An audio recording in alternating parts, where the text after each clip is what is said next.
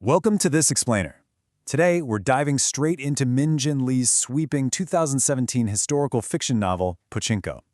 Now, this isn't just your standard historical story. It's an epic, multi-generational exploration of survival, tracking a Korean family living in Japan. So, let's jump right in. You know, right out of the gate, this saga forces us to ask a really profound question. How do you survive a history that is literally trying to erase you? The narrative here doesn't just happen in the background. History acts as a relentless, oppressive character itself, constantly reshaping the destinies of these ordinary people. All right, part 1, History as a Character. Let's look at the macro reality of Zainichi Koreans. To truly grasp the deeply personal family drama at the heart of this book, we really need to zoom out first. We're talking about an 80-year timeline here. From the Japanese annexation of Korea in 1910, dragging us right through the brutalities of World War II labor conscription and going deep into Japan's post-war era up to 1989. It's a sweeping timeline that sets incredibly high stakes for everyone involved. And the sheer scale of the systemic realities these characters face is, well, it's staggering. This isn't just interpersonal discrimination. Over 670,000 Koreans were conscripted and taken to mainland Japan to work in horrific conditions in mines and factories. Actually, to put that into perspective, there were an estimated 60,000 deaths during World War II alone. And then, as if that wasn't enough, the 1947 Alien Registration Ordinance stripped them of their citizenship entirely, treating them as provisional foreigners.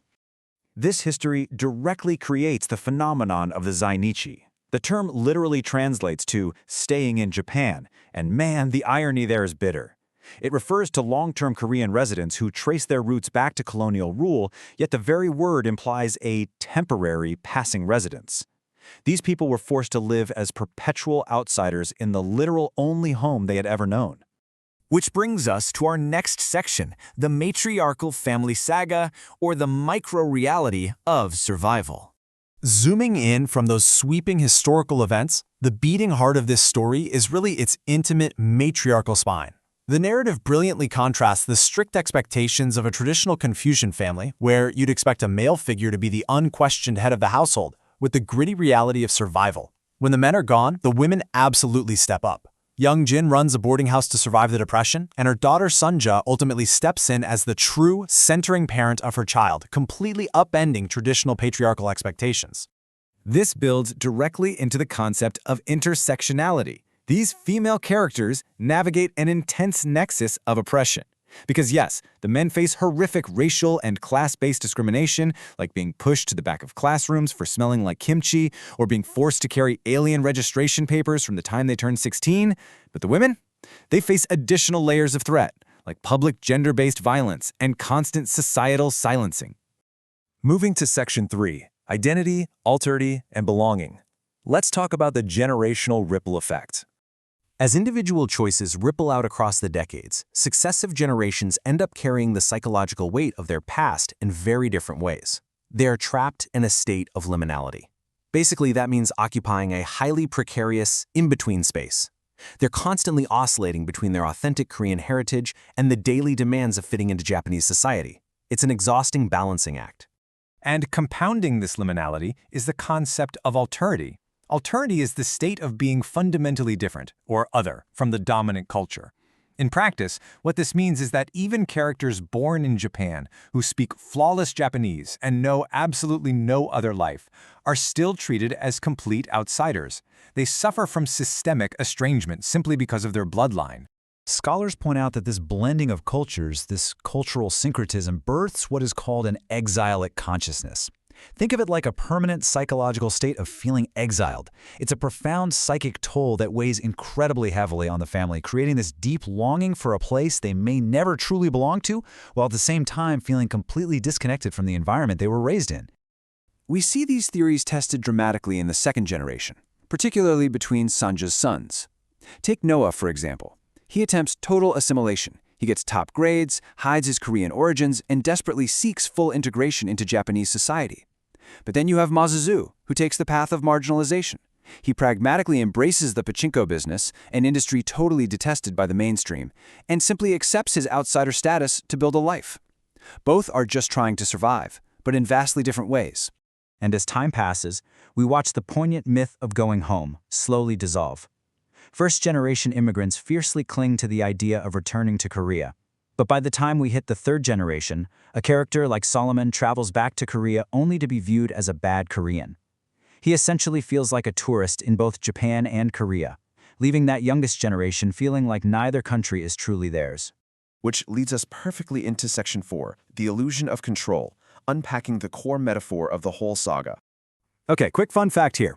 Author Min Jin Lee initially planned to call the novel Motherland, but she changed it to Pachinko after interviewing people and realizing just how deeply the Korean immigrant community related to the Pachinko business.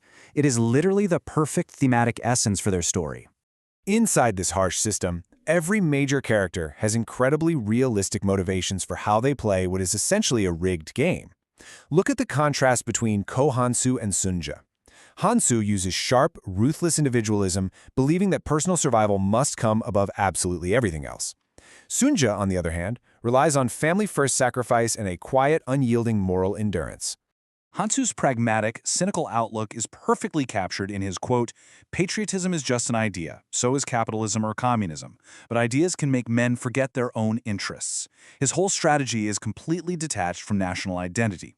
He recognizes that larger ideological forces often just grind everyday people down into dust. So how does the game of Pachinko tie this all together? Well, Pachinko is an arcade game heavily reliant on chance. The machine's pins are literally adjusted behind the scenes to favor the house, yet the players turn the dial and experience this illusion of control. Just like the silver balls in the machine, the characters' lives bounce unpredictably off massive historical events. It represents immigrant survival in a hostile environment, trying your best to win in a system that has been rigged against you from the very start. But here's the thing. Despite this total lack of control, the novel isn't about defeat.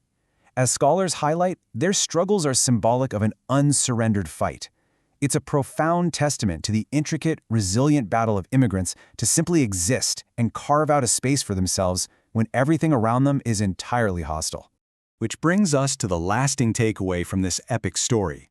In the face of a massive, crushing history that operates like a machine designed to erase them, ordinary people display extraordinary strength simply by continuing to endure, to keep loving, and to keep building a future for the next generation despite circumstances entirely beyond their control. That is a monumental feat. Which leaves us with one final, provocative thought to ponder today. When the game of life and history is entirely rigged against you, when the pins have already been set by forces you absolutely cannot control, is the simple, daily choice to just keep playing the greatest victory of all. Thank you so much for exploring this fascinating explainer with us today.